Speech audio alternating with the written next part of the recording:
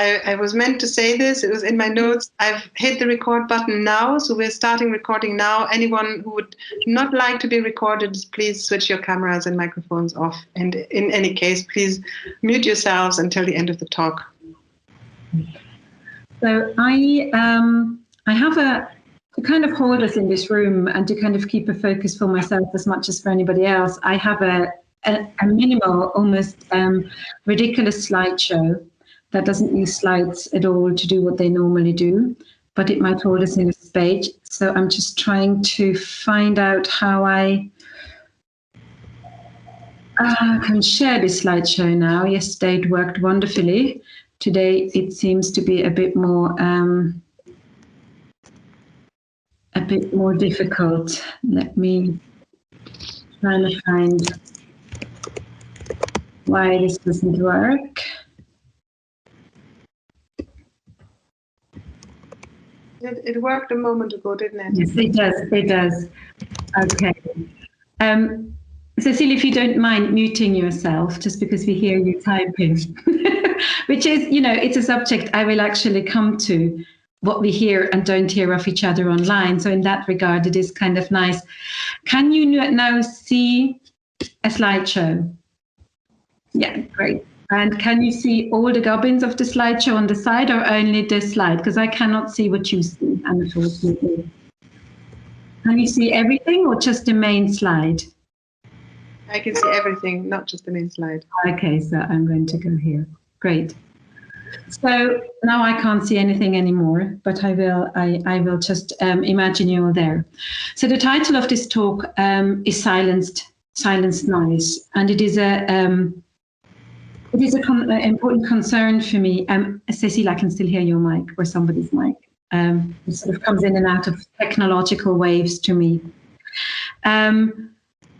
It is an importance to me how noise, what is silenced and what do we consider noisy and what can be noise, how can we talk about it?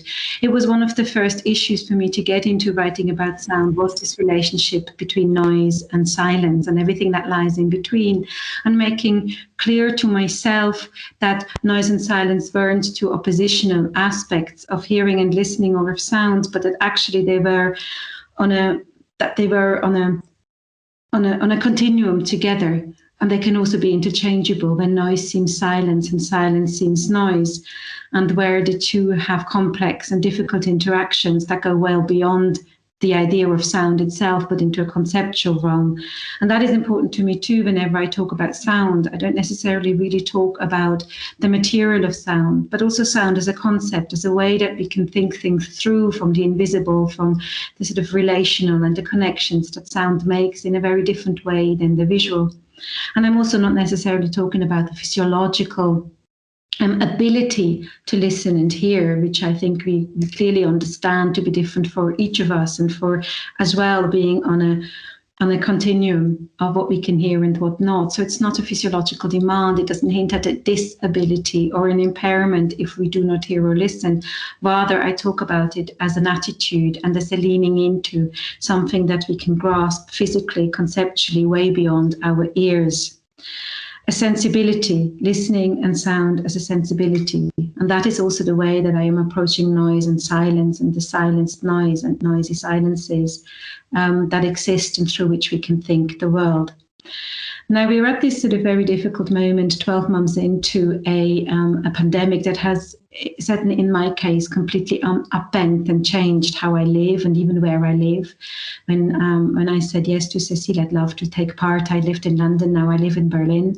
I have spent an awful lot of time doing things that I know very little about, like homeschooling. And I have very much changed, has changed a lot of orientations and perspectives in my mind. So even this approach to noise and silence that I wrote about in an abstract and as an introduction to what I would talk about has changed. And so I want to use this evening to open up a discussion rather than simply give a talk, to open up a discussion on what noise and silence can be now, and where it is now after 12 months of spending an awful lot of time on these machines, and whether we can really still do academic papers and what academia even means, whether that itself, its institutions, its conventions, how we think about it, could be rethought.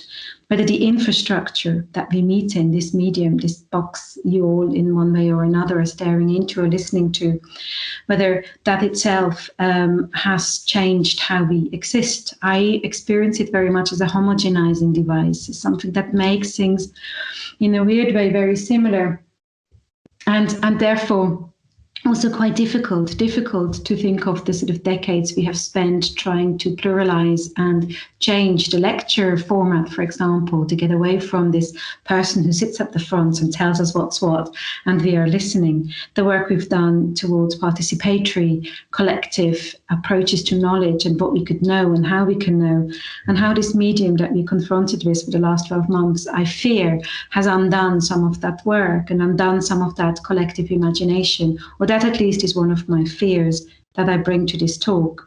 There is a danger in Zoom, Microsoft Teams, the big blue button that I work with here, Google Meets, or whatever the platforms are that we work with, that kind of they pretend a neutrality of us just sort of meeting on this device, and that everything is exactly the same as if we were to meet in a room, breathing together, making sounds together. And of course, I feel that is totally not the case, very much not the case. And noise and the silencing of noise brings that even clearer into focus. I fear very often the conservatism of this medium and the conservatist tendencies or abilities that it could bring, reinstating such authorities that I've just mentioned, reinstating a sort of one-way discussion. And while I want to outline a little bit what I want to discuss, I do very much hope that, despite the cumbersomeness of this meeting to be participatory, we can hopelessly get there. One of the biggest issues, and that's obviously apparent in relation to noise and silence and the silencing of noise, is the lack of noise in this medium. Yes, if we would all switch on our microphones, it would probably become unbearable. But the AI functions within the software would soon learn, and it starts to switch off those things that it appreciates as noise rather than as semantic sounds. It suppresses noise. It tries to learn and find out which bit of our conversation are noise and which bits are legitimate sound making, semantic sound making. And so it slowly goes from a fidelity of an exchange, something where we can understand each other in the fullness of understanding, towards a hyperfidelity, where voice becomes simply meaning, simply the semantic, exactly what I say, a pure sense of things rather than a bodily sense of things that's messy, that breathes, that stutters, that uses the wrong words, that is not really heard. It was interesting doing a workshop over the last few weeks with captioning, which some of you might be using to follow this talk, and how captioning invents and has to sort of learn and move its way through how somebody speaks and doesn't, it strives for this clarity. But what about all the other sounds we make? The clicking of my voice, my clothes, the paper, all these things that get suppressed. And that is what troubles me at the moment, this kind of being reduced to a purity of communication, which I do not think exists, where the noise gets suppressed. And I am worried about the habitus that might create over time. It's been 12 months. Have we already gotten entirely used to this bodiless, noiseless voice that tells us things?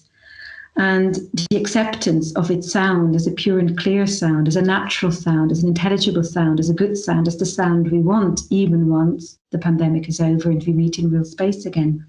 Will the machine train us to judge voices and what people say through the machine, through the memory of the machine, suggesting that the sort of phonogenics of a voice will change, and the intelligibility and the naturalness of a noise will change, and that we will be less appreciative or wanting of the intimacy that a voice in a room brings us, where we hear all the other parts and we feel the voice rather than we hear it, where it comes with a breath and the body that meets our own, that makes a very different demand as a multisensory exchange. And it is in that respect that I've changed from the abstract quite considerably that I was going to talk about, that I felt while it was important, or while the issues I had written down as an abstract were important to me still and remain important and need to be dealt with, it wasn't at this very moment in time, after 11 months of quite an exhausting existence on this medium, really still that what I felt was most pressing, or was what I most really wanted to do or talk about or put into this room for us to reflect on. And so I've changed a little bit what I feel I want to talk about. I planned to do a presentation on the subject and question that remain important to me. And so what I would have talked about, I have condensed into this one slide that you can see. I would have talked about, or probably talked about, the tyrannies of silence that Audre Lorde speaks about and brings to our attention when she speaks about her own voice and her fear of being heard as a marginal and unseen silenced voice that is often seen in the wrong light or heard in the wrong light and therefore silenced. Or I would have talked about the unrecognizable and the unintelligible, that which makes no sense, for which we have no words, and therefore that comes across as noise and needs to be silenced. It is noisy, however quiet. It is a quiet noise that we just do not understand. And I would have reminded us of the fear of recognition in conventional terms, again, that Audre Lorde speaks about the misunderstandings and the miscommunication that noise, or the perception of noise, also brings with it. And how the aim could be to find another language for noise, a maybe unreliable language, a noisy language that can make space for the unrecognizable, the unformed, the unintelligible, the voice exactly with a body that is not within the normative scheme, a queer body, an unbent body, a different body. To celebrate the naming, to celebrate a designation that falls outside the taxonomies and that brings noise into discussion, that brings a jouissance to noise and that goes against normative expectations. So I would have speculated on noise as the emergence out of silence and what it could bring, what it could generate, how it could change the way maybe we understand each other, how its own materialization can produce a sensory sense and demanding space and demanding to be heard and a different recognition. And that is the space we don't have. We don't have the space for this emergence on this medium, or that is at least my fear. We are suppressed and the noise oppressed through IA technology and through the sort of desire to understand each other. We suppress what is noisy and how else we could understand each other. And therefore I would have considered with my fears the violence of this silencing noise, the hegemonic norms of recognition, as Butler calls it, that this medium in particular, but also the silencing of noise in general, sets up, where we only want the legible and the intelligible, where we don't want what is proximate and intimate and difficult and leaky and bleeding and formless and ununderstandable, or doesn't make sense within the normative view that we have of something.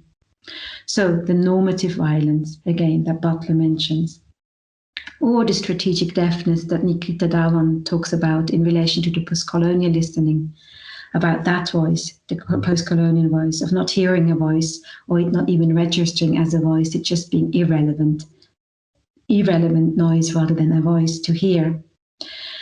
So I would have outlined the feminist, racial, religious and sexual tenets of silencing, of what appears noisy because unintelligible and normative, and unintelligible and within a normative frame, And I would have tried to conjure the desire for another optics, to consider another way to engage, to hear this noise, to, in Haraway's terms, get to the unexpected others, the others that we don't yet know, but we could maybe meet. We could be curious enough to try to hear and make a new sense of, a sensory, multisensory sense, and that we don't just foreclose it into noise. And I guess I would have hoped that sound studies is exactly the way that we could get to this noise and to the inclusion of this noise as a sound on this spectrum between noise and silence, and celebrated it, to have a possible world of noise and possible words and possible voices that all come together in a fusion of noise making to unbend normative expectations and intelligibilities and come to a different way that we could understand each other. That was then. And that was how I would have maybe, in an expanded sense, tried to engage you in a conversation about what noise is and what silenced noise is and what we could do about it. And I might have expressed my fear also then that sound studies isn't really doing that all the time. I would have expressed my fear of a non-cochlear sound studies that embraces the strategic deafness because it itself, as a discipline, wants to remain intelligible. It itself wants to fit into the academic institution. It wants to be part of the biggest picture of knowledge making and doesn't realize that the radicalness, the emancipatory force of sound lies in its noise, not in its silence, not in its muteness. And so I would have maybe passionately talked about how sound studies should refrain from muting its own discourse and from not listening in order to fit into visual epistemologies. And try to be almost deliberately unintelligible, unrecognisable, to play with the unexpected, to hear different things that we have no words for yet. And maybe I believe there is still an importance to this discussion, and I think it needs to be continued. But at this moment in time, after these many months in front of the screen, I do not know even whether I'm the person to do it, whether actually I'm also only ventriloquizing others, doing exactly that work, silencing the noise of others by myself, sort of taking on a dominant and heard voice. And this whole struggle of, well, how can we hear more, particularly from this isolation of lockdown? How can we meet unexpected others when we constantly sit at home, when we're probably fed on social media and on other media constantly through the same voices, where the margins have become even more marginal because we cannot get out. We cannot have the serendipity of meeting what we never thought we would meet. We are stuck within a loop of recognizability. And that, I think, is the real danger of the pandemic, or is one of the real dangers of the pandemic, that we are thrown back so much into our own echo chambers that there is no noise, that the IE in our echo chambers is forever learning to cancel every noise and leaving us with pure intelligibility and recognizability that we then take as our habitus once the world opens up a bit more out again. Maybe this is a very, very personal perspective. You might have experienced the last 11, 12 months in a very different way and lived the unexpected and opened to different discourses. But it is one of my fears of isolation that I personally experience and have, this locking in to rhythms where every day almost looks the same and where there is a sort of seduction of introspection to cancel us out of the multiplicity that we need to exist, according to Etienne Balibar at least, to exist with ourselves. We need the other, we need other bodies to understand who we are, not as a singular form and singular sense of meaning, but in process and in conversation. So where is my part in this process of silencing noise and of silencing the other out of this world that has enwrapped me over the last 11 months? And so that is the moment where I will open up the speculation to something else that I hope we can have a discussion about, the now of noise, and how I wish for it and what I'd like it to do at this moment to open different speculation. So the hope that we can, that we will not get out of this pandemic with a pure unfiltered naturalness and then intelligibility, but that maybe actually this noiseless sphere we live in might have also created some hunger for another listening, to sort of paraphrase The Hungry Listener, a book that I'm reading just at the moment by Dylan Robinson, which I think is interesting. We can come out of the pandemic hungry, or we can come out of the pandemic saturated with our own sounds and unable to recognize that we need others. So what is now is this fear of homogenization and the loss of multiplicity and access to another world, to other sounds because we are in this literal media echo chamber. That there is less social sounding and less unexpected sounds. We are probably all go out less. We don't just meet, we don't just come into contact with people we never met before. I sometimes go on walks, masked walks, to talk about things with with friends and also with people I don't know so well because I now live in a new city. But they are very orchestrated, they're very staged, they're socially distanced. They do not have much space for the unexpected and interference.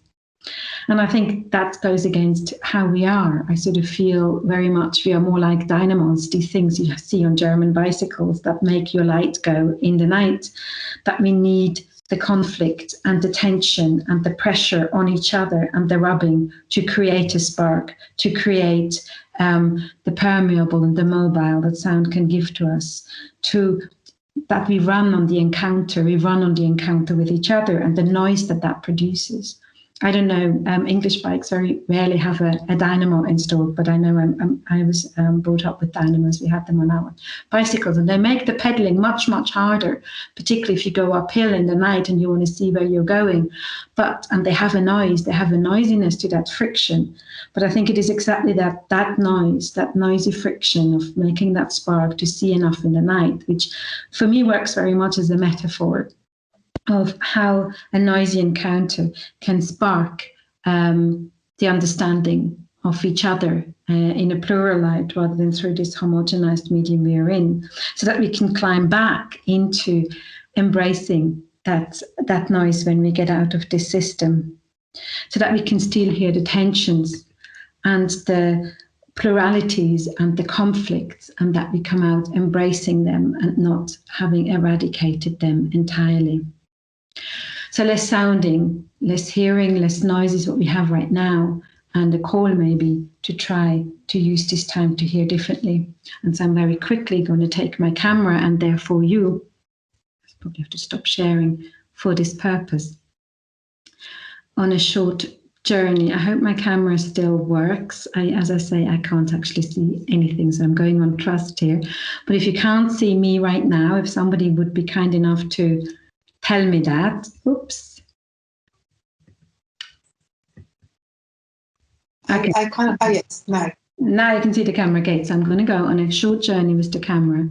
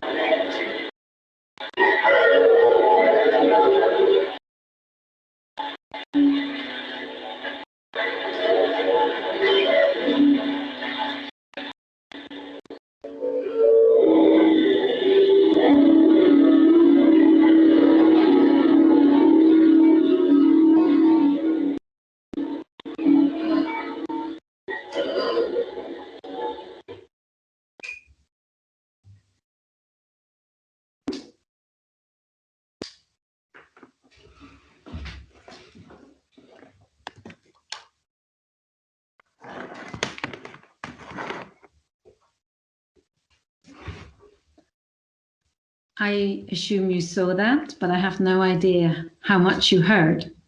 And that is one of the other issues of these platforms, which I find so interesting, that these platforms have now been in use for 11 months, and most of them, apart from Zoom, has not found a way to play sound through the system without all sorts of softwares and apps and extra things and so on and so on.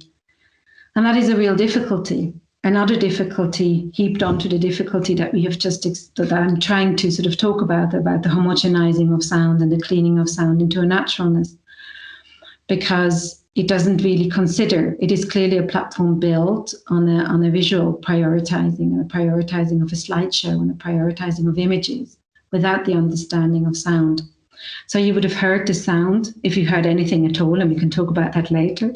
You would have heard the sound from the two record players as they would go into my room, through my speakers, into your room. And while I quite like that in the context of this performance or of this lecture, of this talk, whatever this is, because it means we really literally have noise in the signal. It is just noise, and we cannot really say whether music is as a recognizable song, piece, composition. But it has that problem of, well, what if I do want to, however, play a composition? Now, Zoom can do it. With Zoom, you can play sound through. There's a little button you can press. And it is surprising that it is the only one that I know of, and I'd love to hear of others that can do it. The platform I teach on every day, that can't do it, and I teach sound studies, and it's been my chagrin all semester of how to do a sound studies if you can't play sound. What does that mean? Or also the cleaning of sound. Even if you're on Zoom and you play an experimental piece, it will clean it up for you. It will decide what of it is noise, what of it should not be in here, what should not work, etc. So let me get back to my slideshow at this point. I have to clearly go and find it again. So you hopefully should see this slide again. So we have less sounding and less hearing, and we have less noise. But what I try to do is bring some noise to us, bring some noise into this round by playing the piece Tiger Balm by Anya Lockwood at a particular place, simultaneously with Josie de Oliveira's Historias por Voice, which two pieces I really like individually, because they have a voice that is noisy, a voice that is almost outrageous. Anya Lockwood's Tiger Balm goes into a female voice in raptures, in sounds that are entirely unsemantic and just full of joy and physical joy and orgasmic, if I can say. And José de Oliveira's built compositions out of voices and instruments that recognize a modernist composition, but completely leave that trail as well, and where the voice becomes non-semantic or more than semantic, because it builds voices together, instruments together into tangles of completely new articulations.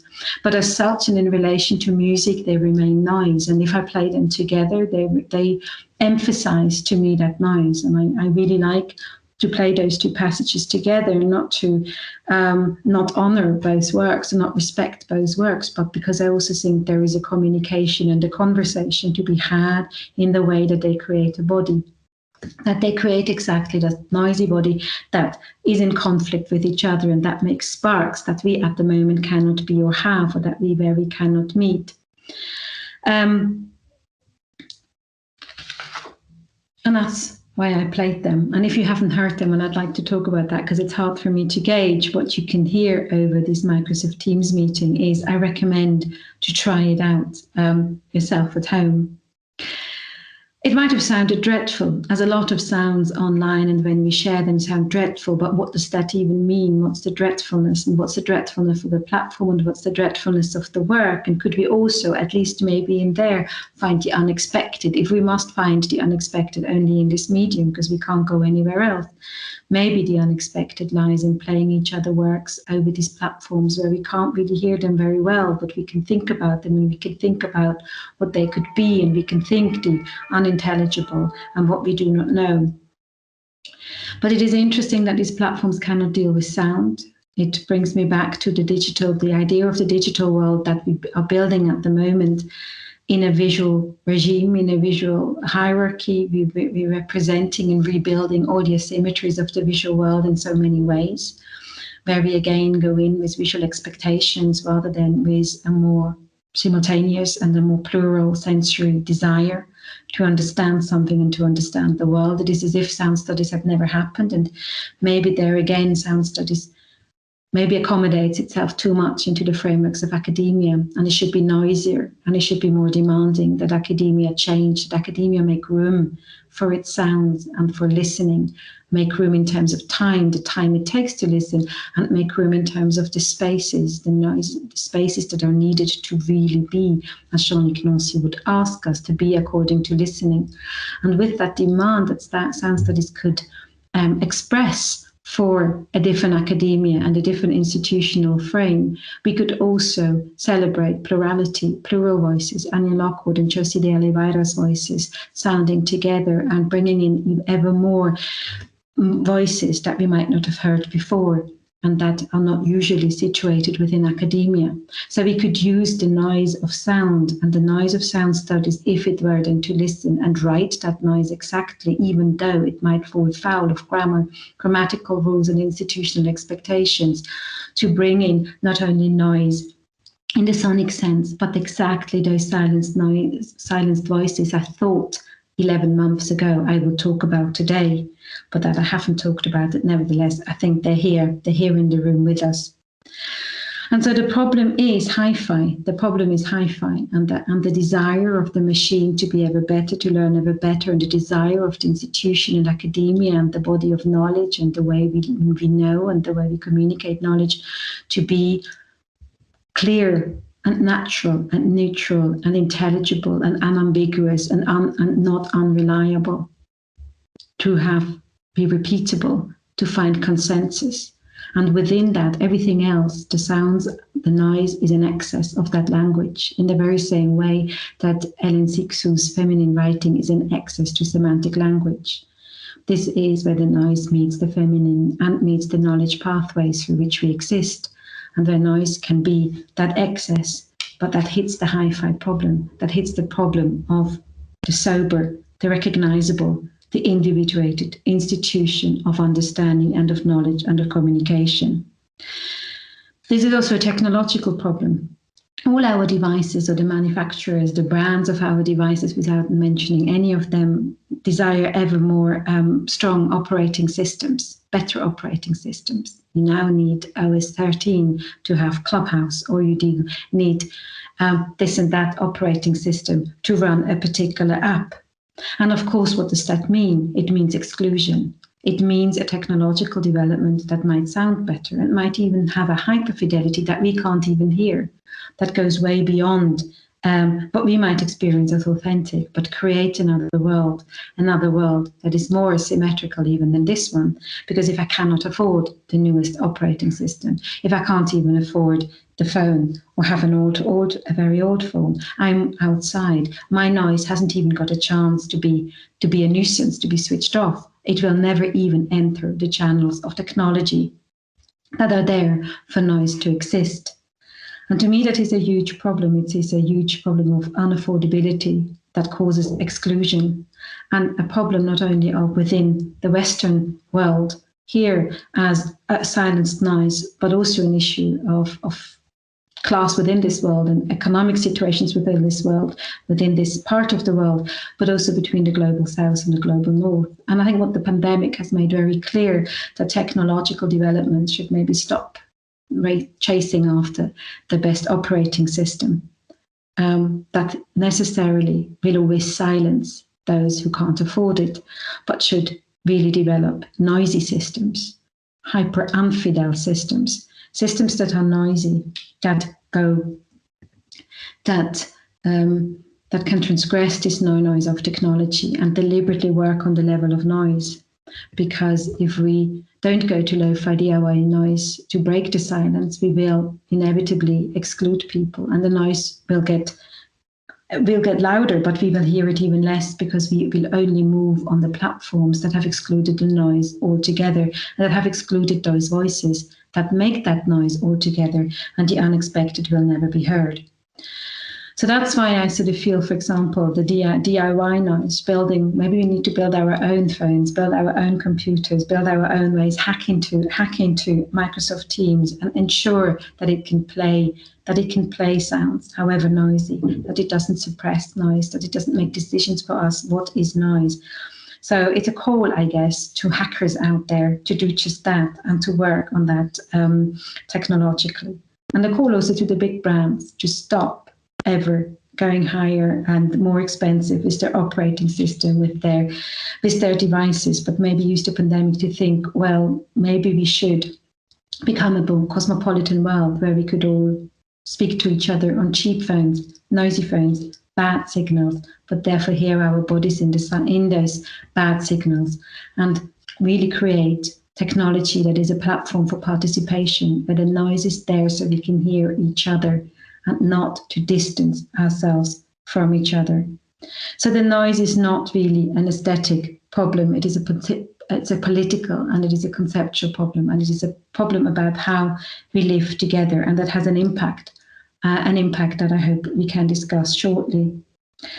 And so the question is, what will our ears be post-COVID? What will our technology be post-COVID?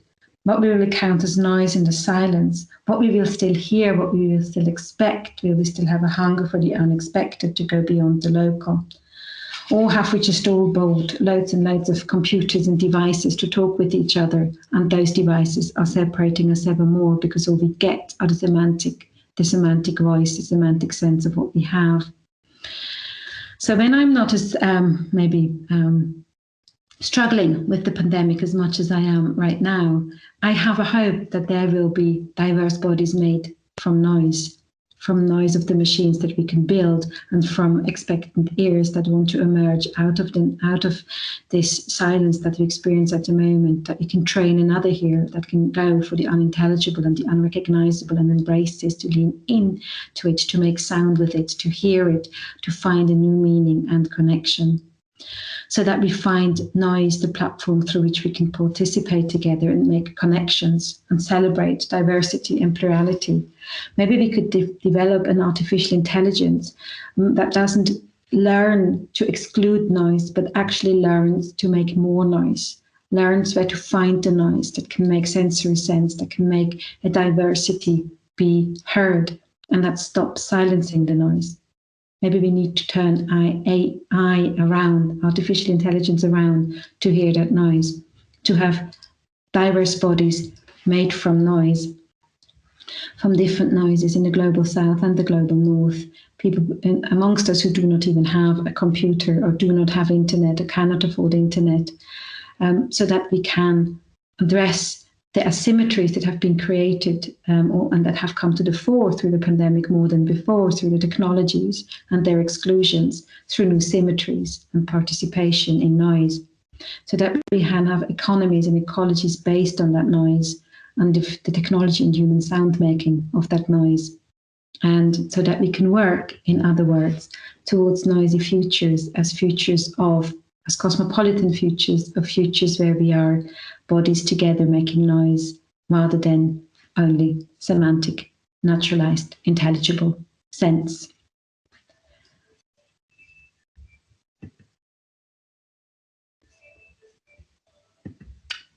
So I'm just trying to switch my camera. There I am. Switch my camera on again. So this is where I came to through a difficult time, and through sitting through and resetting maybe some ideas I had about what I would be talking about. And obviously I look forward, these are on the whole suggestions, meanderings, born out of my own frustrations and fears and anxieties. of which I'm sure we have a lot gathered up in this difficult time. But I think maybe if we could share them, we can also turn things around a little bit. And I would be very curious to, I'm looking forward to have a discussion with Hugo and also to be in conversation with anybody who'd like to talk.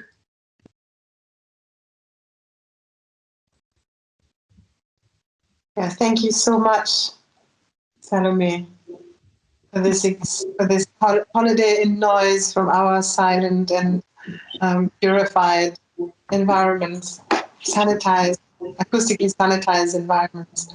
I've now unmuted everyone because Hugo, I think you signed up with a different name as far as I can see, so I can't put you in this section of the presenters. Everybody's unmuted if you talk, unless he's putting up his hand. So the one with the put up hand, the little circle in front of you with the put up hand, I believe that is Hugo.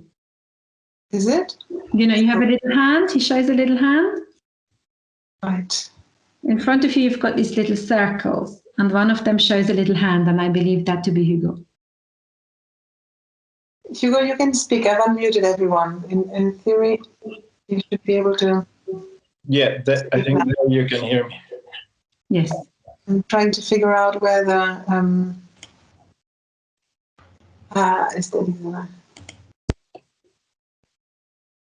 He was briefly visible, so whatever you did there was right. No, I see you. I've seen Hugo, but it's doing something of its own accord. I'm not clicking anything at all. I'm just trying to work out how to see the list of participants so I can make him. Anyway, I think if everybody is disciplined enough to keep their microphones switched off unless you're speaking, then I think Hugo can speak now, and we can leave the settings as they are.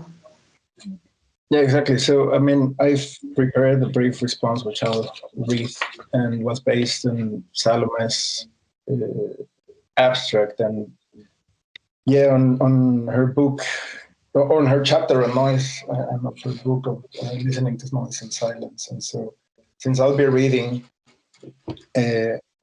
I'll guess there is no necessity of looking at me at the time. So I'll just switch off the camera and switch it on as soon as I finished.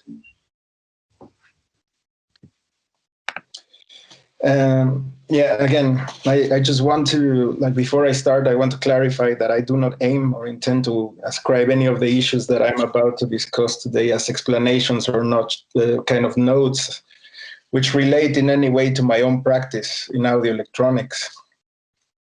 Now, having said that, again, as I just mentioned before, I will try to restrict myself to interact or react to the notions outlined by Salomé for this presentation. Now, it seems to be like the question raised by, or at least raised in this conversation and in the abstract at least, is how can we utilize what in the context of this talk is called noise as an agent for inclusion, either through a decolonial approach or a feministic one, while such noise remains unrecognizable, unnameable, and moreover, while we explore its undesirable aspects as vehicles for emancipation. According to this point of departure, noise is considered as sound in some sort, which appears in order to annoy, disturb, and unsettle us, producing a territory beyond any semantic or political tie. Following this analysis, the adequate mode of dwelling on this audible experience, it seems, should lead to engage with what lies beyond mere comprehension, and at this point, inhabit a new mode of listening, a sort of renewed subjectivity that, once it has accessed this heterogeneous field of sensorial complexity, can operate as a political tool, one that can even vindicate for the colonial and patriarchal past. Well, the first problem I find in trying to resolve this series of issues is that the intentionality of pushing forward this particular sequence of liberations, the treating what in this context is called as noise, as a vehicle for abolishing historical repression, or the contemporary one by means of computational logistics and processes, is that this emergent opposition falls close to what political philosopher and prominent Nazi party member Carl Schmitt designated as political romanticism, or the doctrine of the desire for autonomy from any political rule, and the use of a polemical antithesis which seems to restrict individual freedom and that ends up creating a loop of depoliticization, while trying to remain an intellectual discussion on the ethics and the politics of freedom. Although in our particular scenario, instead of seeking the freedom of the individual and its autonomy in a liberal sense, we seek the simultaneous liberation of noise and its sensorial complexity from any political tie, and that nevertheless, and as we have mentioned above, remains a matter of individual perception. So at the same time, this depoliticized force or noise is utilized as an emancipatory apparatus for political motives. This effort seems to be oriented towards a latent desire within a wide range of critical stances in sound that somehow formulate recipes for audible and tactile experience, which seem to fall into, at times, contradictory modes of operation. On the one hand, they map out an ideal liberation of sound from any tie to meaning, from a priori categories and ontological or epistemological predispositions, which had until now enslaved its so-called fleetingness, as to arrive to an emancipated material flux or intensity. On the other hand, once these critiques have established under which circumstances this liberation is supposed to take place and how subsequently this material force is at that point freed from all its appalling conceptual chains, they seem to engage in the very dynamic they initially tried to dismantle. Once the material has been rendered meaningless, it is prepared to be malleable, and its signifying potential is now adjusted and made suitable to be ascribed with a new set of ornamentary values that can better fit a diversity of contemporary agendas, of emancipatory politics, and also of new, more progressive conceptual scaffolding. A scaffolding that would nevertheless be accompanied by its own set of validated discourses, adequate literature, references, and citations, such as those citations in which I am engaging right now, of course, all of which would then be accordingly formatted for an academic discussion and properly suited for institutional talk or debate. At times, as well, in the same institutions on which the repression they aim to abolish was erected in the first place. Now, when we put noise, or to put this dynamic in direct contact to the context of the coloniality, and solely for the purpose of this response, I would like to refer to Bolivian Aymara feminist sociologist and subalternist Silvia Rivera Cusicanqui's view on the possibilities of an inclusive discourse or a post-colonial one, even a decolonial one. In her own perspective, there can be no discourse of decolonization, no theory of decolonization without a decolonizing practice. The discourse of multiculturalism and the discourse of hybridity are essentialist and historicist interpretations of what can be an indigenous question or a non-colonial question. They do not address the fundamental issues of decolonization, but instead obscure and renew the effective practices of colonization and subalternization. Their function is to supplant the indigenous populations and historical subjects and to turn their struggles and demands into elements of a cultural re-engineering and a state apparatus in order to subjugate them and neutralize their will. A change, so that everything remains the same, bestows rhetorical recognition and subordinates through patronage the Indians into purely emblematic and symbolic functions. That is, a sort of cultural ponguaje. Ponguaje is domestic service required of indigenous tenants in the service of the spectacle, of the multicultural and mass communication. And so it seems to be that in order to go beyond a dynamic which engages in prescriptions of points of view experience and resets of the symbolic functions and rhetorical recognitions that we would need to further catalyze, perhaps in order to go into a practical engagement with all those visions that haven't been attributed with the enough liberation or the emancipation we at the beginning talked about.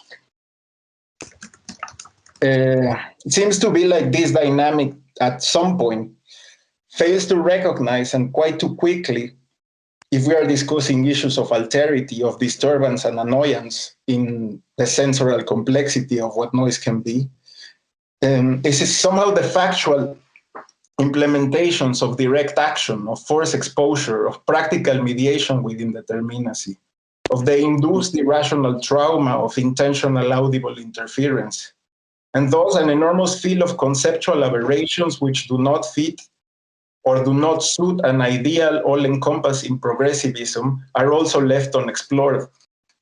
Such are the notions of chaos, derangement, mania, insanity, degeneration, abuse, violence, and depravity, as well as those which are made expressively manifest by audible catastrophe, necropower, torture, waste, illegality, misuse, and perhaps audio terrorism itself.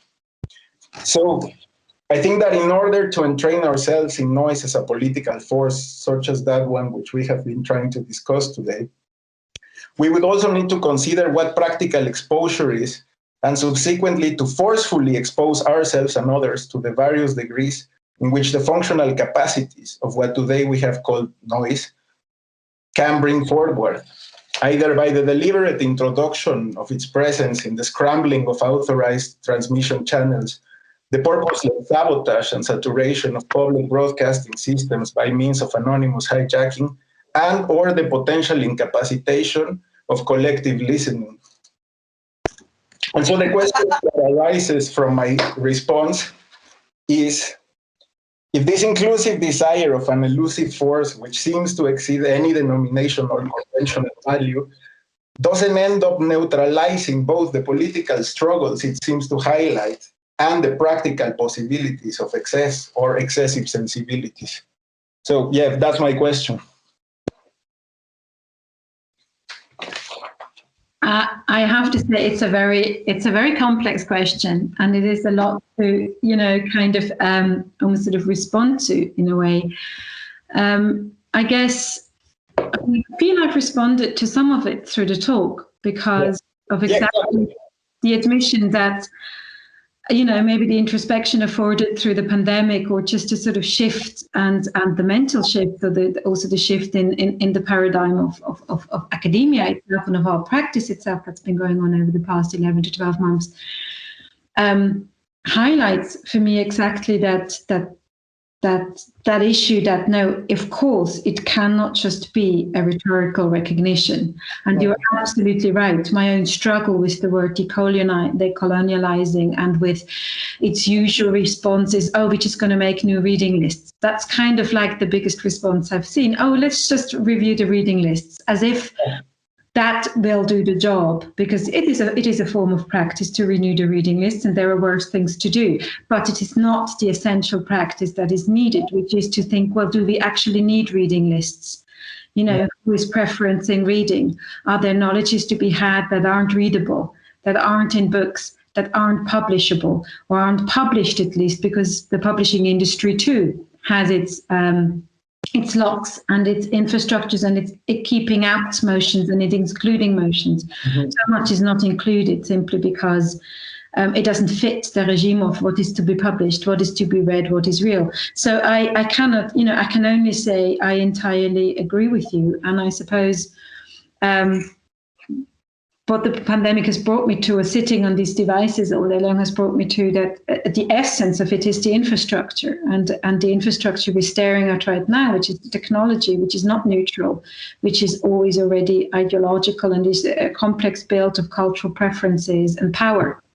That's what this machine is. I mean, we think Foucault's notions on geography, we can think it on IT, and we can think it on everything that is done in these technologies. And so I cannot, I don't know whether I have anything to contribute, but to say I agree, and it is about a practical engagement, and it is also about a real thinking of what things are. What is, in the case of sound studies, what is academia? What's an academic building look like? What does an academic library look like? Does it have to look like that? Could it look differently? And that's where I feel a sonic imagination can get us to other possibilities. I mean, I don't think I mean, these are small, these are not, I don't think I make rhetorical steps, but I make teensy-weeny steps. But I don't think they're necessarily rhetorical. I think they are, in essence, practical. But obviously, they need this scheme to be able to be practiced. And that in itself becomes very difficult. And I feel my own position is kind of dual. I feel I am not at the center, particularly since moving to Germany, which is, I have to say, and I apologize, a lot more patriarchal than England. And particularly its institutional foundations are more patriarchal, not only in a man-woman sense, but in a kind of feminine-masculine sensibility sense. And I really want to divorce that from a physiological sex. That I am feeling myself a little, I don't feel at the center, and yet of course I'm much more centered than maybe some of the noise I talk about. So it's almost like, well, what steps can I take, and what other steps do I just simply have to step aside for them to be taken by others? And this is, for me, I think, one difficult conundrum, how to do this practice.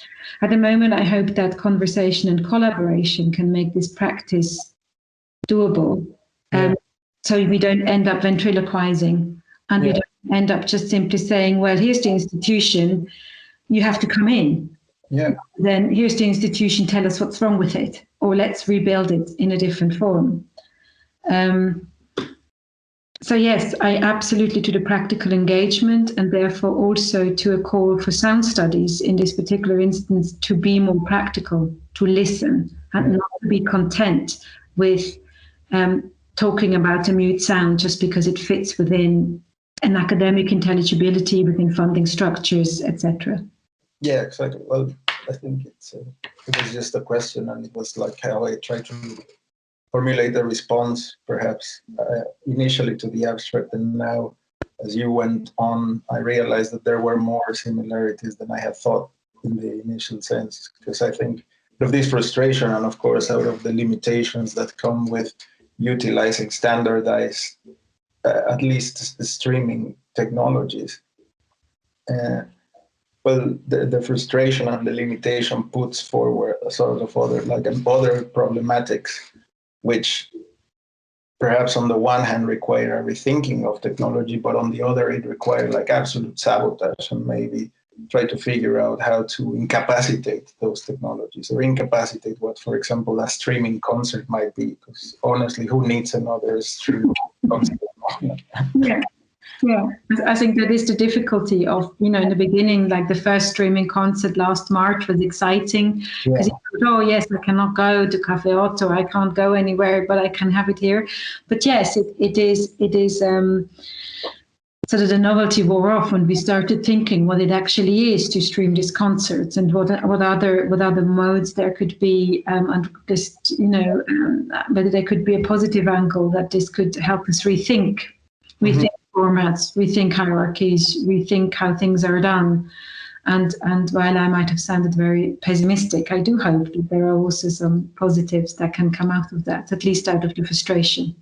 Yeah, exactly. Or maybe totally like abandon the cultural practices that we have been engaging on until now. Just decide that, we'll all be saboteurs and we'll all engage in something else than the thing that we're doing right now. I mean, again, that comes from the frustration itself, but probably is necessary. Probably is a necessary time to act in that way.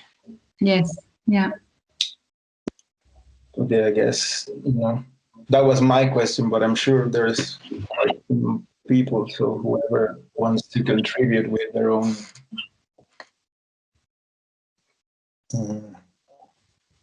I'm happy to take questions or to just hear other voices, actually. I think you can also just throw in, because to a degree it was a provocation, to just throw in your own thoughts. And I'm not quite sure how it works, but I presume you just unmute your mic and talk. Yes, that's it. I've allowed everyone to unmute themselves. Thank you so much, Salomé. I have a question. If noise is understood as a non-semantic, political, and emancipatory force, which is how I understood your use of noise from your talk, how can plurality and diversity be identified? Will not this noise counter or make difficult the recognition of these different subject positions? Which it makes me, sorry, you just like to link it to, maybe, I hope it's not too much, but it makes me think of the question of emancipation and your critique of the normative role. But if emancipation doesn't have a normative quality, wouldn't just not fall into arbitrariness? Yeah. Thanks for the question. I can hear the first part of your question. I can hear the first part of your question in relation to Rosie Baidotti, who, for example, says, yes, that identity politics, at least in the beginning, needs a position.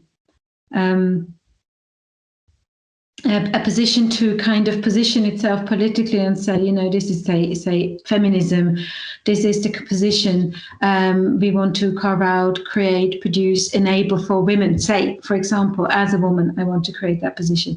And I understand that, but she talks about identity and identity politics as to you.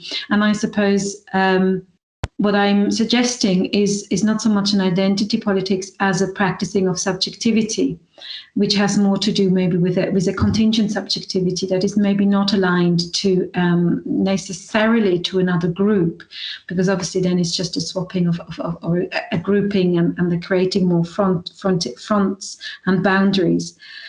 And I completely, with Baidotti, understand and respect the need for identity politics to have these realms and to find solidarity and to build a room and a voice to actually fight for one's silence and one's being silenced, and to actually even make even just a teeny weeny noise and make something audible.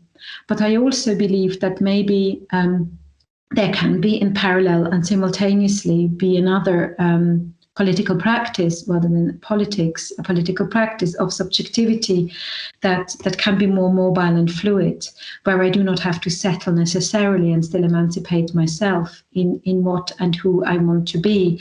And I think for that, I find noise a very useful reference point. So to actually celebrate exactly the arbitrary and the ambiguous and the unreliable. And I know that this kind of might make you feel, failure with a sense of vertigo. Well, where does that lead then? Where will that go? But frankly, where has identity politics led us so very much either? It hasn't fulfilled the promise of symmetry. It hasn't fulfilled the promise of equality, I don't think, because the roots of inequality are so much deeper than the politics. They are felt, they're effective, they are also invisible, and they're very tricky to talk about and pinpoint. So I still think in the noise, in parallel with other strategies and other modes of engaging in how we want to be, who we want to be, and how we want to gain a voice, noise can play an important role because of its purposeful ambiguity and arbitrariness, which I think, if I can go into there a little bit more, see, my life is not arbitrary. Nobody's life is arbitrary. So if we take the radical emancipation of the I as a subjectivity that hasn't got to be aligned with an identity, then that arbitrariness of which you speak is not arbitrary anymore, because it's rooted in one's life. And that is a different rooting than if you root it to an identity. And I don't think that has to be the only rooting, or it has to be the only recognition and comprehension one should have, but it is at least an additional one that can maybe create some clarity about how we are positioned and how else we could position ourselves or orientate ourselves, to use Sara Ahmed. And so I quite like the arbitrary of a sort of auto-ethnographic emancipation. And now I've lost your second question a little bit about the normative. Yeah, what's emancipatory about arbitrariness if there is no agency? There is agency. There is an awful lot of agency in the rootedness in my life. That is my agency. And that is where I gain agency from. And what seems arbitrary in everybody's individual life is not arbitrary. It is rooted in different enculturations, in different positions and positionings one has over time. So it isn't arbitrary. It might seem arbitrary in relation to the clarity of the sign male, female, black, white. It might have an arbitrariness in relation to that sort of clear identity politics, but I actually think it doesn't, and it has an agency that I find is very powerful. And of course, we don't have to agree on that, but I think I like the vertical of the arbitrariness of one's life as actually being the agency towards a subjectivity that doesn't have to fit in necessarily into any bracket, but can be truly transitional, transitory, fluid, changing shape, while still remaining me. Thank you. Thanks. I think David Chiquetto had a question as well. I also have a quick one afterwards. You can go ahead, Cecile, please. Okay, just very briefly, this question of normativity is very close to my heart. And just the other day, I was thinking about the developments of politics in Italy and the hope at the beginning of the emergence of Cinque Stelle that you could circumvent the historically instituted political parties that had grown stale or somehow didn't seem to respond to the challenges of the day any longer, or didn't seem to reflect the complexity or the multiplicity or whatever of the moment. But it soon appeared that this assemblage of subjectivities actually hit the same roadblocks as the big parties, except in a way that pulverized it internally, so that suddenly you had subjectivities that were quite right-wing together with subjectivities that were very left-leaning, and then people no longer know what it stands for, but it is to a certain extent adrift. So the question of normativity, collective normativity, it risks effectively being pulverized and therefore potentially co-opted if subjectivity is foregrounded without further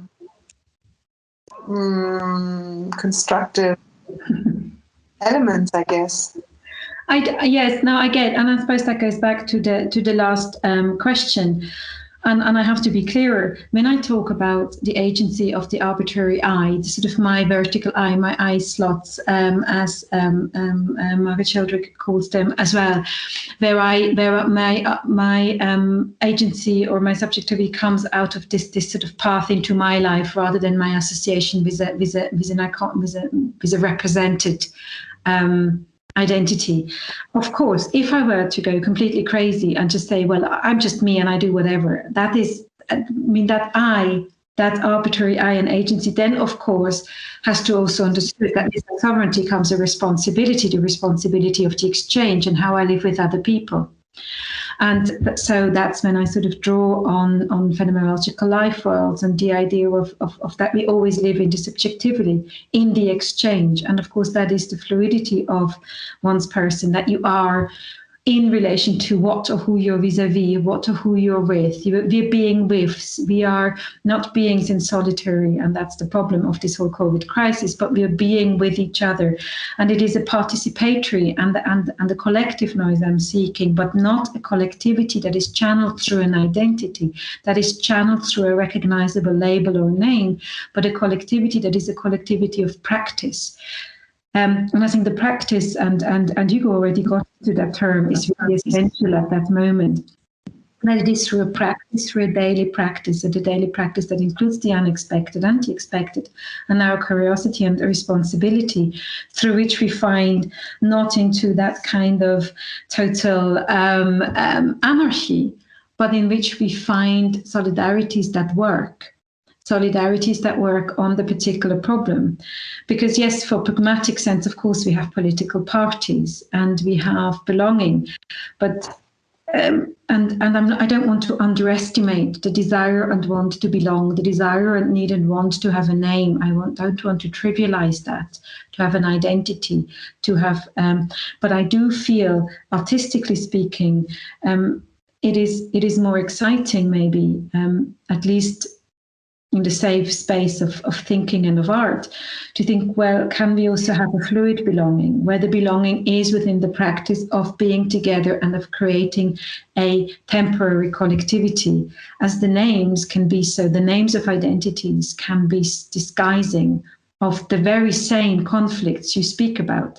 They just don't show it so well. They don't just show the fallout as much.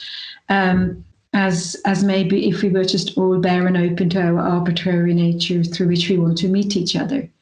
I mean, political parties are a point in case, the chaos that are political parties underneath the veneer of one identity. And I do not experience maybe names of identities as always entirely useful, or rather that maybe at the same time as having them, we could also unhave them through the practice of more open or different meetings.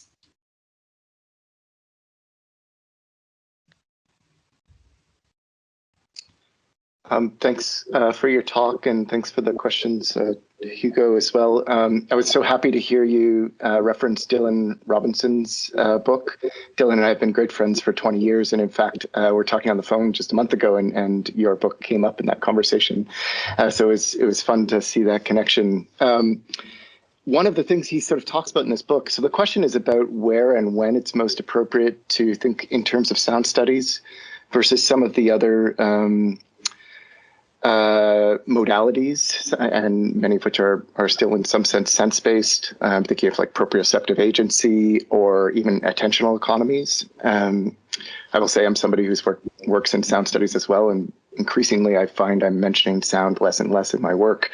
And so in that book, Dylan, I think there's a really nice moment, and it's just a little moment where he's talking about the pass laws for Indigenous peoples, and so where people have to get a pass to leave their land, as well as the residential schools.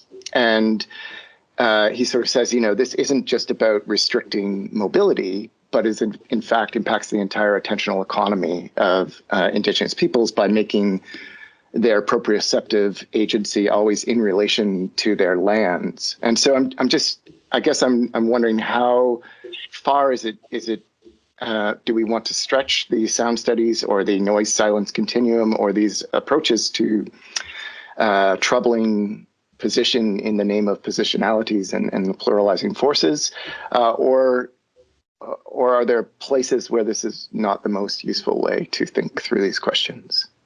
Yeah. No, I completely appreciate there is more than sound, and there is more than sound studies, and there are many ways to think these problems. I think for me, what is compelling still about sound and listening is its invisibility and its ephemerality and its mobility, with which it, even if we forget the actual sound altogether, through which we can think philosophically, artistically, and also through the everyday, not entirely caught up in a visual preference and in a visual transparency and intelligibility. So for me, it is often a device. Sound is a device. Of course, in my sort of biography, it has played an important part in my own, let's say, emancipatory struggle to be who I want to be, or who I could be, or who I'd like to be, or how I'd like to interact and be with people. For me, it's a device, but I understand for other people, they find another device. It doesn't have to be sound. I think it can be all sorts of ways that empower you to think the world differently. And this is for me just a model. I suppose I mentioned sound studies because I detect a Canadian accent, but I have a slight unease about some of the more North American sound studies that are, although not Hungry Listening, not Dylan Robinson's book, but who do not actually listen and do just talk about microphones and technologies of sound and listening in a very visual cultural studies sense. And to me, therefore, do not reach that possibility that I find interesting. That possibility that, as I say, could be transferred to other modes of thinking, but that for me presents a useful mode of thinking the world in another way that it could be, and then recognizing its asymmetries and addressing them. And I find Dylan Robinson's book utterly compelling, but also super sad making. I mean, I find it a hard read in relation to how it makes me also grieve, and how it makes me think about what humans we are, and what we aspire to, and how it is problematic. And in that sense, I see this the operational fights these different mobile phone companies, for example, have to have a better mobile system, actually are not totally dissimilar from drawing boundaries and not letting people move there or there, because they, in their own virtual and invisible way, don't allow people to move there or there and enable other people to move there with ease. And obviously it reminds me of John Clare and his poetry, and going mad after the Enclosure Act, and he couldn't move anymore across the field, and that movement enabled his poetry. And so I think, no, it doesn't have to be sound. It doesn't have to be sound at all. It can be anything else, as long as it is something that makes you think and do another way, and hopefully agitate exactly those problems that Dylan Robinson manages so well to agitate and to bring to our attention. That's great. Thank you so much. Thanks.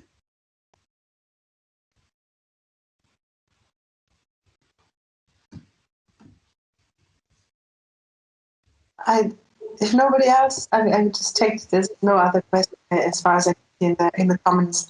I found it interesting. You speak about about the device, sound being a device who's mobilized for emancipation, for a subjective emancipation. It is first of all you and your own life, and that of a collectivity that redraws itself according to its own normativity, I guess. And I think I want to ask you, but also Hugo, because Hugo has been looking at, as far as I can tell from our conversations and from his work, at instrumentalization. What does it mean when an instrument has a purpose, but you use it for a different purpose, or you use it so that you reveal its functioning in a different way? And I wondered if this, more than politics, would perhaps be a different platform for you to rethink the engagement with noise. The idea of a device whose instrumentalization is hijacked, whose purpose is hijacked, and modi operandi are revealed through your practice of noise. Does that make sense? Or is that completely confused? Are you asking Hugo or me? Both. I'm wondering if this if this could be a different angle of attack, if you like, of the conversation that you've been having. Well, I suppose, and Hugo, I certainly don't want to talk for you, but I suppose, of course, the excitement I can have about noise and how it could deliver, enable, create the thinking of a different body that is not institutionalized, or that is not identified through normative channels, and that embodies the unexpected and the other in a different light, can, of course, also be instrumentalized the other way around. I think that is maybe sometimes I forget sometimes. Of course, sound is not per se benevolent. Sound is not per se great, and so neither is noise or silence per se a better, a benign tool to see and hear the world through.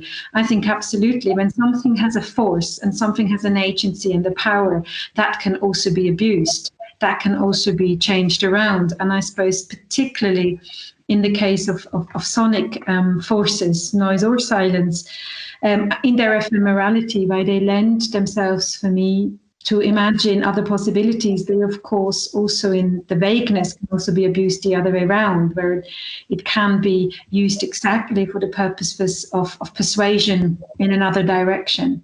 I think that is the other power of noise. And interestingly enough, when I was planning the talk, sorry, there's the noise of my phone.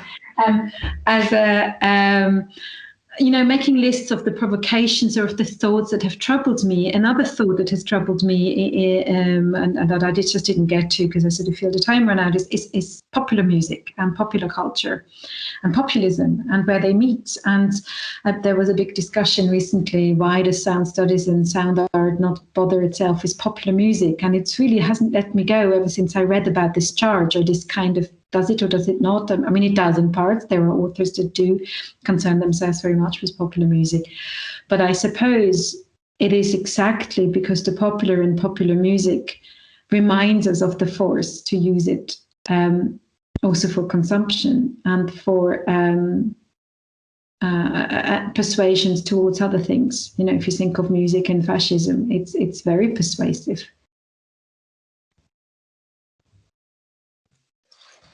Yeah, I think to respond to Salomé, and maybe also to this idea or notion of that, how can noise can help us think the world differently, or how can we engage with some sort of, without going into absolute contingency, how can we engage with this contingent element that might pop by when we are trying to conceptualize what sound or noise can be, and how to dwell in this, in some sort of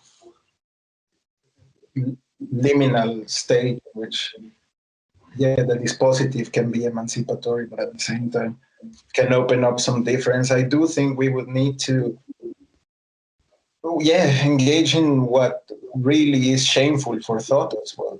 So really engage in potential insanity, potential damage of total damage of hearing, potential damage or total damage of hearing. Again, integrate notions of how tools are used in necropower, how tools are used in torture to further an understanding of that which doesn't fit a progressive idea of the most suitable of experiences, which at points I could say that's maybe, let's say, the influential aspect that Mexico has had on me, rather than saying that, there's an indigenous past or a decolonial influence on my own practice. I would say that, there is a completely other understanding of instruments and its utilization and mobilization for a different perspective of the world, that of the narco-politics. No? So what does that represent?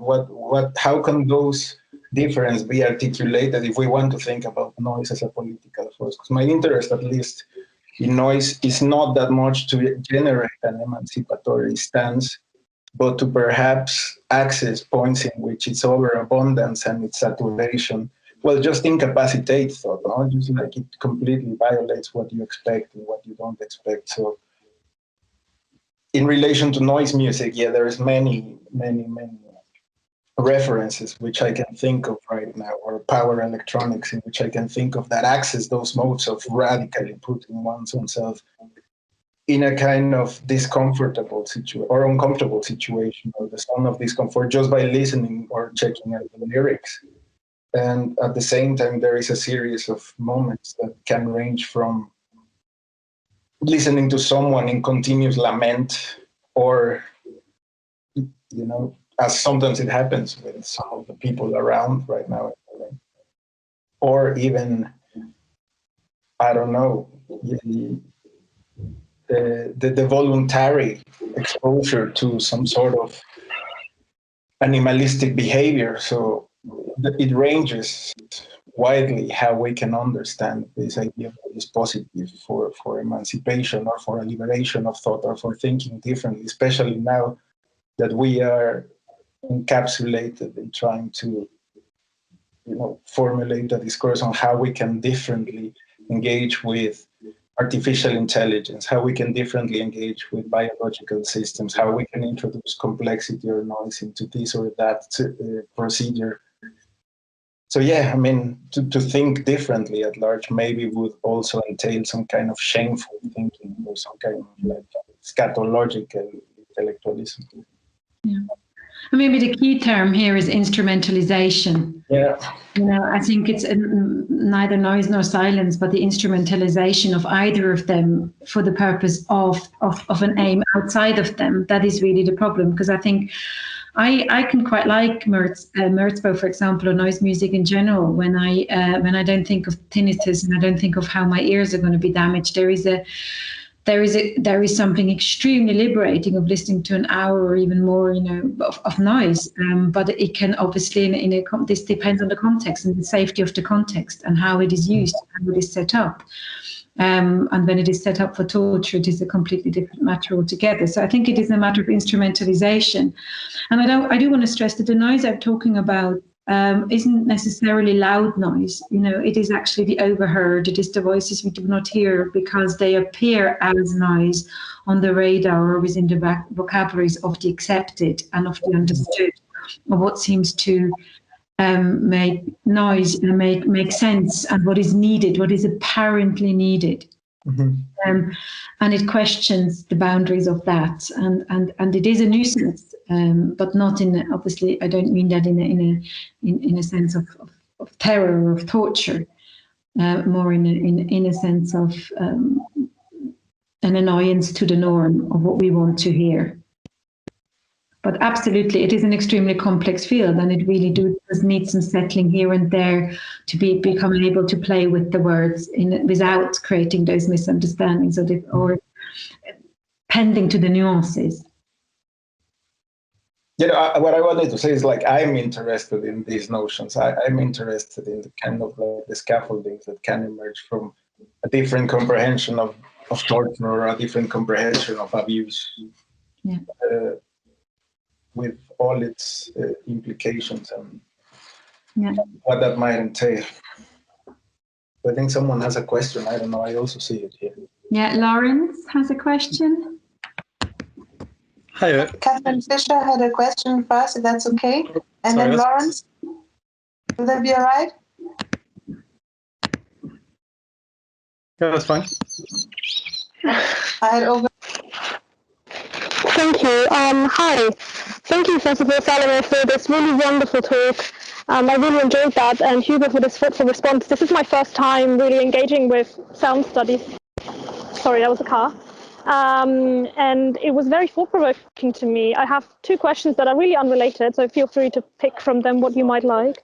But the first is, so I primarily work in the phenomenology of the body. And it has been in many conversations recently with people from the same field that we feel what there's such a problem with online platforms is that you lack the dyadic embodied feedback of a normal encounter. You can't touch people, you can't perceive them. And it was so interesting to me that you brought up how bodies also make noise, because I hadn't thought of that before, and how important the noise of the bodies might be, and how that further diminishes, I think, online. And I was wondering if you might want to elaborate on that a little bit.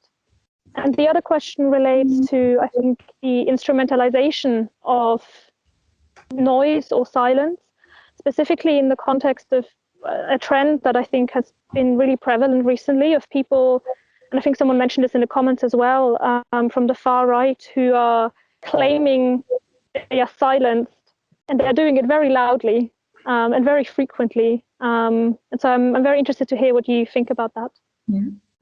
If I work backwards from your last statement or question or comment rather to the other one, absolutely. But I think the far right and Quanon and all these movements, alt-right, they do exactly that. They use the language of anti-fascism to attack those who attack them and to reverse the discourse. I mean, this is one of the kind of strategies they do. So they would call somebody who would critique the storming of the Capitol, they would call them fascists. And they're throwing back those very same terminology for some of them, I'm sure, in a strategic way, for others just because they hear their peers doing it, so they do it as well. I do not want to give them too much credit of intelligence necessarily. I think it is a herd movement rather than a thinking movement, and I think that is a problem, because then words become unrecognizable and words become mirrored in strange and forms and shapes that we can't really fight against anymore. They become slippery and arbitrary in a bad way, or in a way that exactly uses the possibility of a word to be fight to dissolve that, and I think that is something. But if we could develop a literacy of exactly that, if we could develop a literacy of, for me, the sonic again helps me here, that words aren't as stable as they pretend to be, that things are fluid, and that we cannot rely on signs and signifiers to mean the same what they meant in the 40s to mean now, and that we accept the transitory nature of everything, and that responsibility I talked about, that everything is about the current encounter with a word. What does it mean here? What does it mean now? What is the word doing in this context or in that context? That we rely much less on the taxonomies we've come to rely on so massively, that are the foundation of our whole knowledge base, and introduce, and that's where I'm going to phenomenology, introduce doubt as a kind of daily strategy into our being in the world, that we have to be in doubt about how words are used, how names are used, how things are spoken and what they mean, so that we do not lose agency to settle taxonomies, but can constantly, for me, that is an imagination of the sonic, because it's imagination of the passing nature of a word on which I can't rely. Rather than a sort of visual agreement that the word always means that. And then become more nimble, and we become more able to counter, to recounter, and to engage in the conflict in a useful way, to kind of counter this misinformation and this misuse of words. Through neutrality, I don't see another way, because they will keep on doing what they're doing. They will keep on turning the words around to make us speechless, to silence us, us being anybody who doesn't agree with alt-right and these populist movements. And they have been very successful almost everywhere. And so I think we do need to have doubt. And that is, for me, the doubt I speak about is the sort of doubt that Maurice Merleau-Ponty brings up in his phenomenology as a position, as a pre-position to phenomenology. And I think it is one of the aspects most misunderstood in phenomenology, that it is not, and stated much better in a more recent queer and feminist phenomenology, where there is an acknowledgement, of course, the phenomenological body, I think, that Maurice Merleau-Ponty speaks about is never just an unspecified body. It is always that body of the eye experiencing, which is always a specific body, which is always another body. And it is not, as maybe for other phenomenologists like Husserl or Heidegger, one settled body, but it is a body that is in flux and moving. And I think that's why I like Sara Ahmed on the body so very much, and on phenomenology, because she acknowledges that the phenomenological body is complex and not a settled transparency. And that body, and I think maybe we can get to that when we hear its noise, when we perform together in a room, when we dance, when we sing together, there is always more than the semantic. And there is that joy of that more than the semantic, the kind of drawing in of breath for the little noises we make, and that our clothes make, that our bodies make, and that we always mean it's not your voice and my voice, but how they bounce off each other. So it's the in-between where these noises make us meet physically.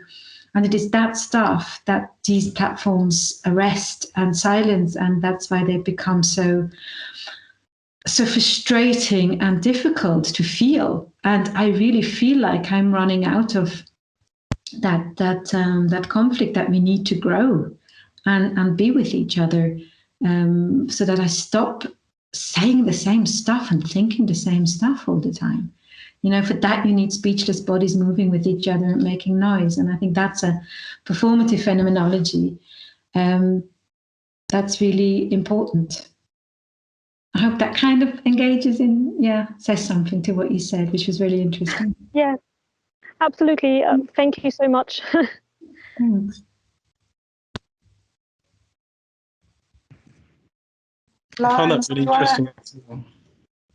Yeah, hi. I'm currently doing my bachelor's thesis in philosophy about the ethics and politics of listening, which I kind of came across through intersectional feminism that's really in the air, I guess, with young people, and by looking into John Cage and 4 Minutes 33 a lot, and thinking about the kind of liberation and power that's given to sounds, to noise, and then the liberation that the listener achieves through everything being outside of that taxonomy of the composer and the audience. And the sound and being in a particular direction. And I also, I guess, thinking about what Catherine said about freedom of speech and everything, and how listening can give power to speech or voice. So you can kind of give power to the other by listening to them. Do you think there could be an alternative ideal of freedom of expression or freedom of speech or freedom of voice that's less legalistic and individualistic? But do you think there could be a new way of thinking about freedom of expression or freedom of voice? Well, thank you for the talk. It's been really inspiring. Oh, thank you. There certainly has to be a new way of addressing freedom of speech, because I got very worried when the Tory Prime Minister appoints a university star for freedom of speech. You know, something has gone terribly wrong, and maybe we are within that play that Catherine mentioned of turning words around and of actually using the notion of freedom of speech for unfreedom of speech, or to curtail and to question what freedom of speech is and whose speech. And I haven't got a settled opinion, and within this subject, what is so very worrying, that actually one of the ways we take our own freedom of speech away is partly through sort of a cancel culture, where we don't want to hear the other at all. You know, the people that are not on our network or might say something that displeases us, or that we just fundamentally disagree, and often or all the time maybe on very good grounds and for very important reasons disagree.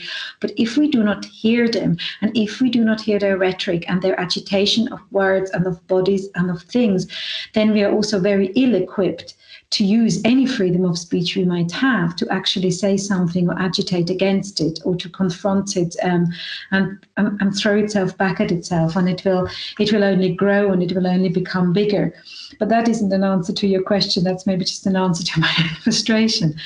But maybe absolutely one of the freedom of speech is, of course, to also step away. And I think this is one of the biggest problems when one is in a university and has a job in a university that I need in order to feed my family. But on the other hand, knowing that every job I have is a job somebody else doesn't have, or a position that is taken away from somebody who has another view or has a maybe more, pressing, diverse, intersectional view that needs to be done, and how to deal with that conundrum of what I have to say, and what I say inhibits or impedes what else needs to be said.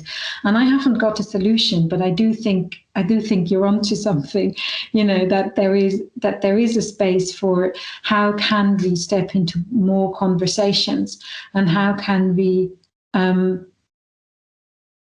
how can theory be practical in a sense that it makes conversation possible rather than tell us how something is. And after sort of almost 2 hours of talking, maybe if I reflect on it tomorrow, I might even have some suggestions beyond my own frustrations and anxieties around that subject. But it's certainly something maybe to workshop. Maybe it is something one needs to not just think about and write about, but workshop with others, to set up at universities, maybe even on these silly devices we are on now, study days, workshops, ideally, of course, in a room where we would try to figure out how to make room, how to move over, and still be there. How to do that move, and maybe it's a move that we have to get through practice. But it's certainly an important point. Yeah, thank you. That was really interesting. I liked what you said about making room. I think that's a nice idea. So thanks. Thanks. We've got a comment here that I would like to rephrase as a question from Sara Ahmed, who says the term noise, and I'll rephrase this, is there a risk that the term noise becomes metaphorical to an extent that it gets lost in its own noise? Yes, of course. I mean, absolutely. Any word you say 100 times over become absolutely meaningless, and you become almost giddy from saying them, because they sort of start to turn around themselves and they can become almost anything. But maybe after that, they also become again something very concrete and useful. I think we've talked a lot about practice, and Hugo got us to this notion of practice, and I think it is extremely important, and maybe exactly one of the issues that lacks on this these media, through these media, these technologies we're talking with each other with at the moment. The practice is missing, the small practice of the encounter and the big practice of singing together or running together or dancing together. And when you lack practice and you only have theory, you stare at words, and they do rather proliferate and become almost anything they could be. But then I think when you practice again, when you really practice, and I suppose it can be a writing practice, and you could read out loud as you write, it will attain its own clarity again, I'm quite sure, and it will become useful again for what you want to do with it. It is only a word. I mean, it is only a word, and we have to do something with it for it to mean, and then to mean something else. So I completely get the anxiety that it could become anything, but I think the practice will make it rigorous and specific.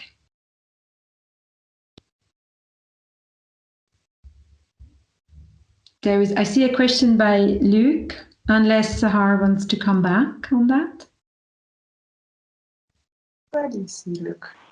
I just see a hand, you see. Oh, yes, I can't see those on my screen. Can you hear me? Yes, I can hear you. Hi, Salomé, how are you? First of all, it's been a while that I saw you. It's very interesting, the talk. It's amazing, actually, all these insights, but it made me start thinking from the part of the practitioner a bit.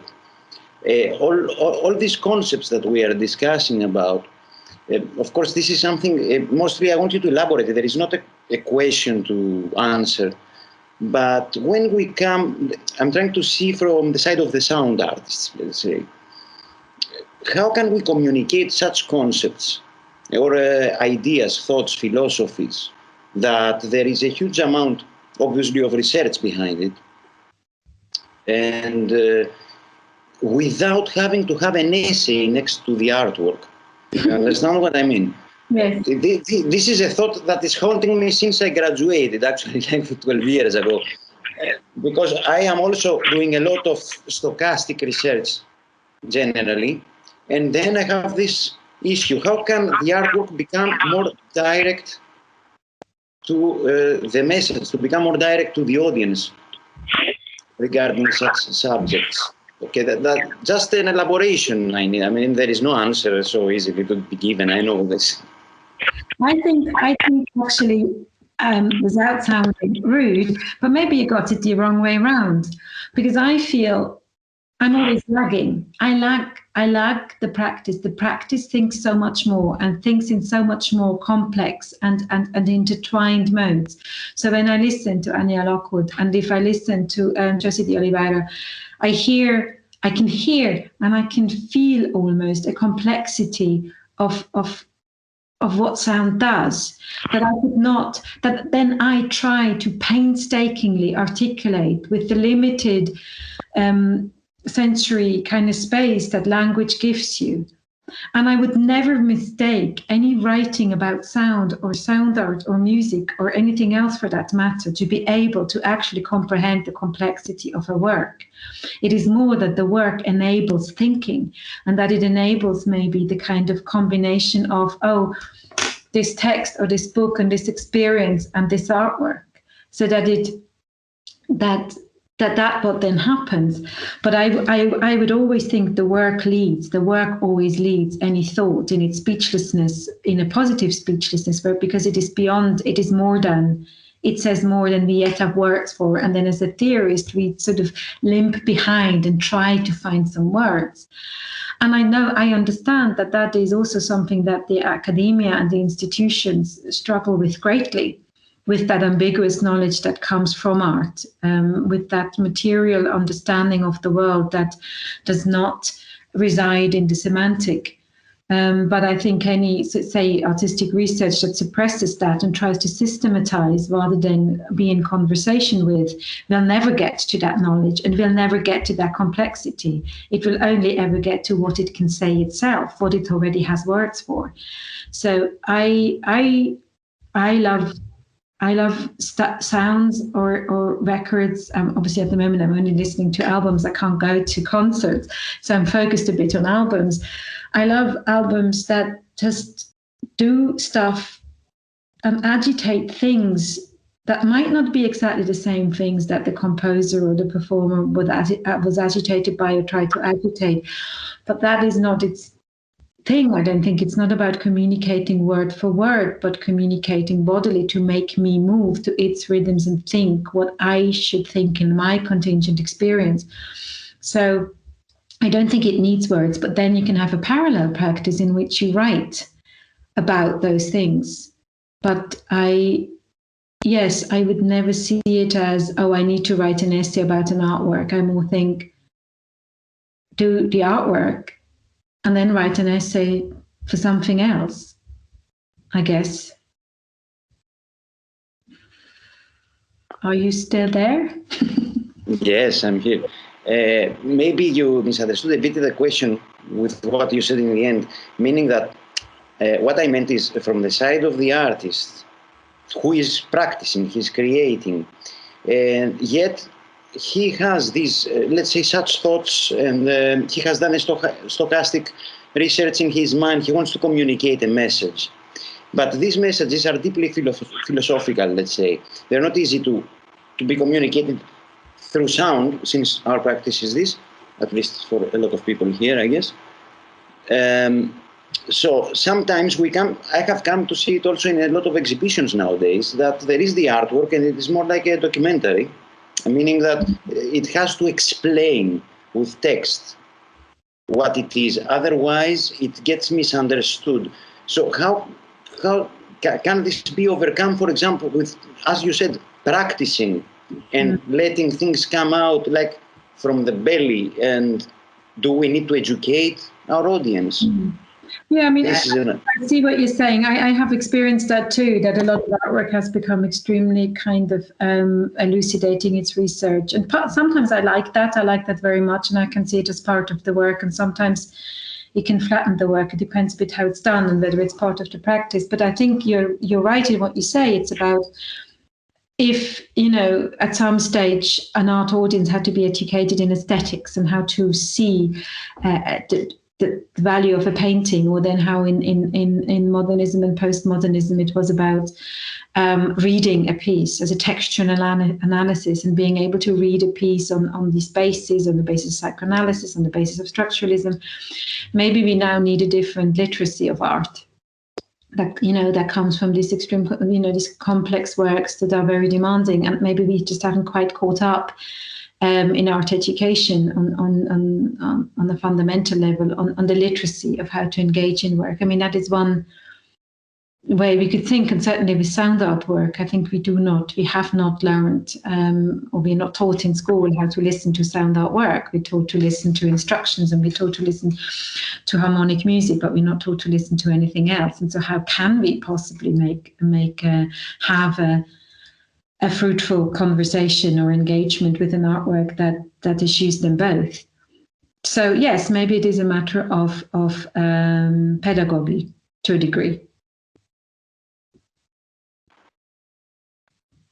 Okay, thank you. Thanks. We've got someone. I think he's still in the seminar. Reynaldo Young. I wish he could speak to this question of pedagogy and maybe join the conversation at this point, because he's written an amazing thesis called "The Noise of the Oppressed," in which he talks about noise and pedagogy. I'm inviting him here, but he's not obliged. In the meantime, there was a previous comment that I wanted to read out. The term this comes back to the conversation we had earlier with Hugo and the potentially devastating exposure to noise. And this, sorry, where was it? This was Rodrigo Faustini, who said noise is also an abuse of medium channels and suppressive of signals. The far right seem to have become quite conscious of this. So in part we've already addressed this question of the far right, but I thought this was an important comment to mention again. Yes, And, I like the comment by Bob. Yes, I was going to. And I think that addresses a little bit what we discussed earlier via Dylan Robinson's book about the indigenous music as noise and attempt to silence them. And this is obviously a very interesting point because Dylan Robinson starts his book with quoting Murray Schafer, one of these, in our canon, celebrated white men of acoustic ecology and forefathers. And I think if you aren't suspicious of this position yet, you should read that quote where Murray Schafer basically talks of Inuit music as dreadful. So I think it is very clearly that no, Western cultures have and continue to call anything they don't like noise and politicize it as well and want to eradicate it. And at the moment, for example, there is God, his name just escapes me. One. I mean, if you think of grime music, for example, it has a huge political dimension why it is police suppressed. And the rapper escapes me right now, who's really been, kind of chased by police and put into prison and put again into prison in an almost vicious and malicious way that has nothing to do with what he does, but with his music. And if somebody can help me with his name right now. Diggy D. I think maybe it's Diggy D. I can't remember. Where it is clearly an attempt at silencing his music as noise and his whole behavior as noise because of its threat that is perceived through it.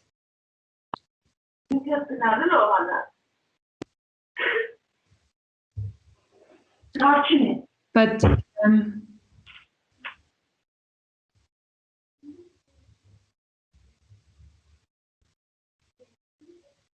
yes, someone has the mic unmuted.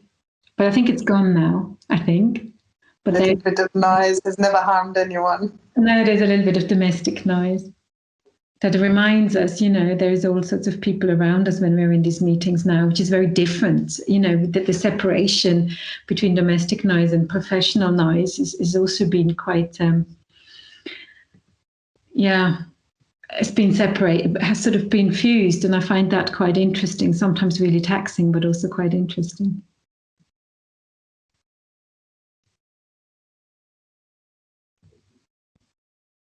I guess we're nearing the kind of rounding up moment of the seminar. It's 7 o'clock now,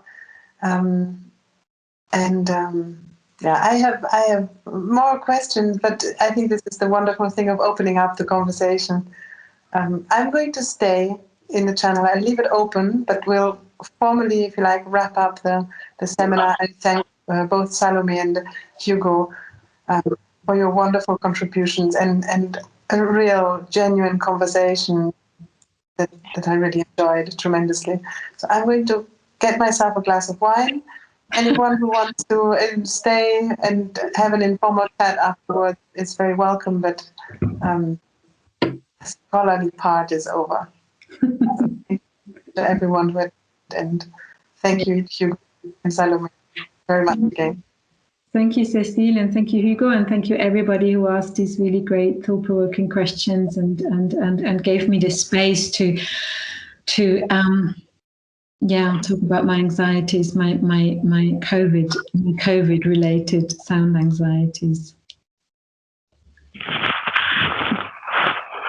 Yeah, thank you, Cecile, and thanks to everyone who listened to us. And I hope everybody can enjoy the rest of the evening, have a beer or a glass of wine. I unfortunately need to go, but yeah, thanks again, and thanks to Salomé.